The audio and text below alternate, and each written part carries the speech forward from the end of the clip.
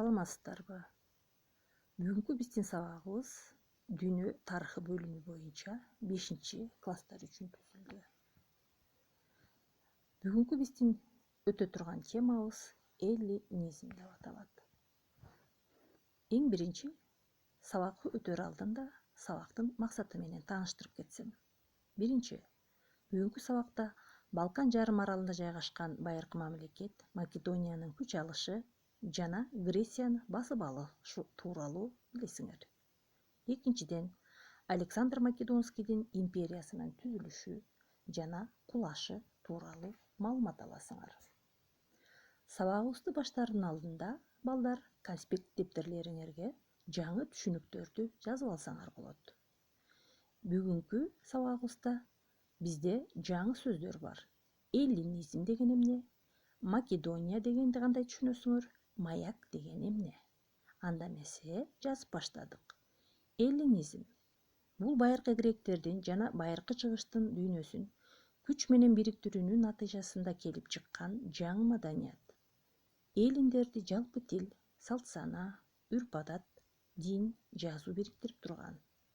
Эллинизм биздин заманга чейинки 4-кылымда жаралып, биздин замандын 6-кылымынын ортосуна чейин жашаган Рим маданияты болуп саналат. Александр Македонский жаңыдан түскөн мамлекеттерде маданияттын эллиндик деп аталган түрү калыптанган. Эллинизмдин негизги борборлору болуп Египеттеги Александрия, Сириядагы Антиохия, Кичи Азиядагы Пергам, Родос аралы жана Грециядагы Афина шаары болуп саналат. Экинчи түшүнүгүбүз Македония. Кыргыз тилине которгондо бул бийик жер деген маанини түшүндүрөт. Үчүнчү түшүнүгүбүз маяк. Өтө кубаттуу жарык булагы менен жабдылган мунара түрүндөгү курулма. Ал деңиз жээгин таануу, деңизде кеменин ордун аныктоо, ошондой эле кандайдыр бир коркунучтуу тууралуу алдын ала билдирүү милдетин аткара алат. Картадан көрүп тургандай, бул карта байыркы Грециянын картасы. Македония Балкан жарым аралында жайгашкан байыркы мамлекет. Борбор шаары Пелла шаары болуп саналат. Македониянын биринчи башкарган падышасы Пердика биринчи болгон. Байыркы Македониянын тарыхы биздин заманга чейинки 8-кылымдан башталат. Биздин заманга чейинки 5-кылымда мамлекет өнүгүп, күч кубаттуу өлкөгө айланган. Ошол мезгилде македониялыктар өздөрүнүн тыйынын чегип чыгара баштаган. Македония грек шаарлары менен соода жана чарбалык байланышта болгон. Биздин заманга чейинки 336-жылы падыша Филипп экинчинин тушунда Македониянын аймагы кеңейген. Филипп экинчи атчан аскерлерден куралган күчтүү армия түзгөн. Ошондой эле ал өзү түзгөн армияга бекем тартип орноткон. Ал Грецияга кол салып, гректерди жеңип алат да өз үстөмдүгүн орнотот.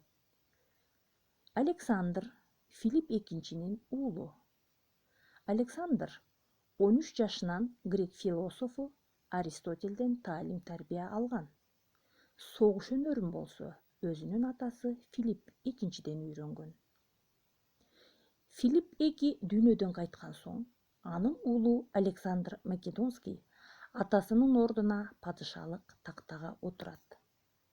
Александр бала чагынан эле акылдуу, терең билим алууга ынтызар болгон. Ал математика, медицина, тарых, саясат жана искусство илимдерине абдан кызыккан. Ал эми бул сүрөттө биз Александр жана анын окутуучусу же болбосо таалим-тарбия берүүчүсү Аристотель менен түшкөн сүрөтүн көрүп отурабыз. Александр бийликке келгенден кийин анын негизги максаты эмне болгон деген суроо бизди кызыктырат. Ооба, биринчиден, ал өзү Персия мамлекетин талкалоо жана жаңы жерлерди басып алууну көздөгөн. Биздин заманга чейинки 334-жылы анын аскерлери Геллеспонд кызыгынан өтүп, Персияга согуш ачып, Перс армиясын талкалайт.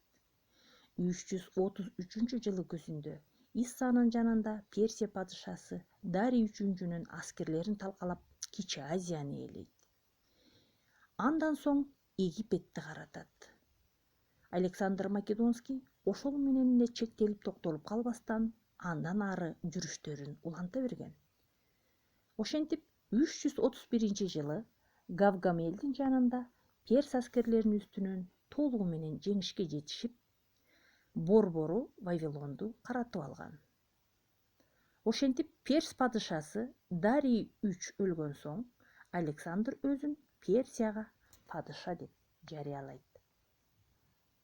Биздин заманга чейинки 329-жылы андан ары Орто Азияга басып кирет. Сырдария суусунун жээгинде грек-македон аскерлери менен сактардын ортосунда айыгышкан согуш болот. Бул кармашта сактар жеңилип, артка чегинишет. Чегинген аскерлерди кууп, Александр азыркы Кыргызстандын аймагына, Баткен областына чейин келген деп айтылат. Акыры биздин заманга чейинки 327-жылы гана Орто Азия элдери багынып беришкен. Андан ары грек аскерлери Батыш Индияга жүрүш жасап, Индияны да басып алышкан. Македония Александр Македонскийдин убагында анын чыгышка жасаган баскынчылык жортууларынын натыйжасында түзүлгөн дүйнөлүк державанын борбору болгон. Балкан жарым аралынан тартып, Инд дарыясына чейин созулган эбегейсиз зор империя түзгөн. Александр Македонский Персия, Сирия, Финикия, Египет, Индия мамлекеттерин каратып, Египет мамлекетине өзүнүн аты менен Александрия шаарын негиздеген.